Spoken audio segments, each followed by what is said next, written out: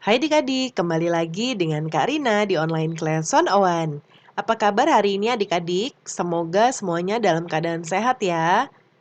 Kali ini kita akan belajar kelas 4 tema 7, subtema 1, keragaman suku bangsa dan agama di negeriku. Di pembelajaran 4, kita akan belajar bahasa Indonesia, IPS, dan PPKN di halaman 29 sampai dengan 34. Kita telah mengetahui keragaman suku bangsa di Indonesia dan faktor penyebabnya. Adakah keragaman lain di Indonesia? Selain keragaman suku bangsa, masih banyak keragaman di Indonesia. Salah satu keragaman tersebut ialah keragaman bahasa. Ayo lakukan kegiatan berikut ini. Nah, di sini ada bersama kelompokmu tuliskan jawaban atas pertanyaan dan tugas berikut. Yang pertama, di provinsi mana kamu tinggal? Ini nanti mungkin berbeda-beda ya jawabannya. Karina contohkan misalnya jawabannya Jawa Barat. Lalu dalam berkomunikasi bahasa apa yang biasa kamu gunakan? Misalnya bahasa Sunda atau misalnya kalau yang di Jawa Timur misalnya bahasa Jawa ya disesuaikan saja.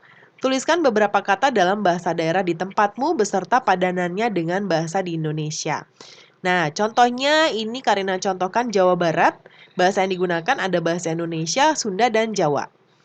Nah, pertama tuang, bahasa Sunda, bahasa Jawanya nedah, bahasa Indonesianya makan. Lalu ngaleut, ngunjuk, minum. Ya, kulem, sare, tidur. Lalu angkat, bahasa Jawanya tindak, bahasa Indonesianya pergi. Mastaka, mustaka, dan kepala dalam bahasa Indonesia. Ya. Nah, kemudian berikutnya bahasa daerah di Indonesia terancam punah. Boleh adik-adik baca kembali ya untuk bacaan ini. Bisa di-pause dulu atau boleh baca dari buku adik-adik. Nah, berikutnya kamu telah membaca bacaan bahasa daerah dari di Indonesia terancam punah. Lakukan kegiatan berikut bersama teman. Tulislah ide pokok dari setiap paragraf. Yang pertama, paragraf pertama, posisi negara dengan bahasa terbanyak di dunia. Paragraf kedua, distribusi 742 bahasa di seluruh Indonesia berbanding terbalik dengan jumlah penduduk. Yang ketiga, kurangnya jumlah pengguna bahasa daerah berpengaruh pada kepunahan bahasa daerah. Yang keempat, bahasa daerah berperan dalam menjaga budaya daerah. Berikutnya tuliskan informasi baru yang kamu dapatkan dari bacaan tersebut dengan bahasamu sendiri.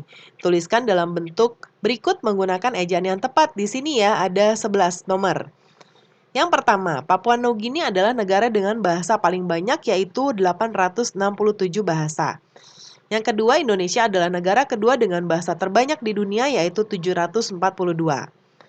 Lalu, Pulau Jawa yang paling padat penduduknya hanya memiliki 20 bahasa. Keempat, Pulau Papua dengan jumlah penduduk yang sedikit memiliki bahasa sebanyak 271.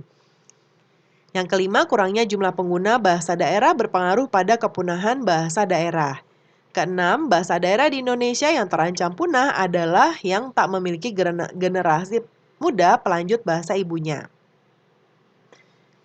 Yang ketujuh, satu-satunya generasi yang masih merupakan penutur fasih bahasa daerah adalah generasi dewasa. Yang kedelapan, bahasa daerah berperan dalam menjaga budaya daerah. Kesembilan, tata nilai budaya di Indonesia tersimpan dalam kosakata, pantun, cerita rakyat, mitos, legenda, dan ungkapan. Yang kesepuluh, bahasa-bahasa yang tergolong berpotensi terancam punah perlu memperoleh perhatian khusus. Yang kesebelas, kita perlu melestarikan bahasa daerah sebelum benar-benar menghilang dari kehidupan berbangsa kita. Nah, berikutnya ada bacaan lagi, judulnya Ragam Bahasa Daerah di Indonesia. Boleh dibaca kembali ya adik-adik. Di-pause dulu boleh, atau dari buku juga boleh ya. Ini ada macam-macam bahasa daerah. Nah, yang berikutnya.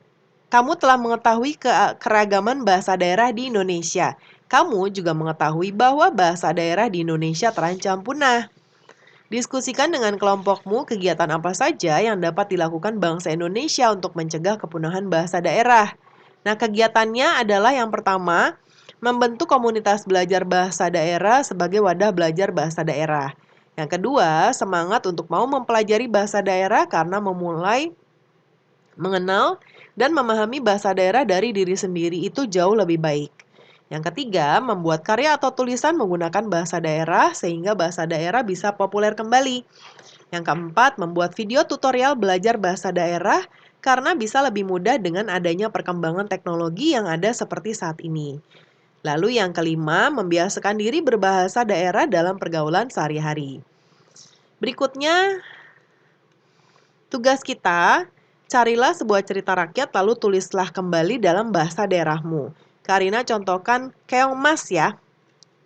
Nah, ini agak banyak adik-adik, boleh Karina nanti di post video Karina, lalu adik-adik catat ya, atau boleh juga adik-adik cari di internet itu nanti akan ada banyak ya cerita rakyat. Nanti contohnya di sini adik-adik cari nih, cerita rakyat. Ya. Nih, Nusantara boleh Maling Kundang dan lain sebagainya ya. Nah, ini boleh di-post. Nih ya. Kalau ini Karina ubah menjadi bahasa Jawa. Nah, seperti ini ya. Di-post lagi. Tuh, agak banyak, jadi nanti adik-adik boleh contoh Karina, disingkat, atau boleh juga mencari di internet. Nah, pembelajaran kita sudah selesai ya adik-adik. Terima kasih sudah menonton sampai akhir. Semoga pelajaran hari ini bermanfaat ya. Mohon dimaafkan apabila ada kesalahan dalam perkataan maupun dalam materi yang diberikan. Sampai jumpa di pembelajaran berikutnya.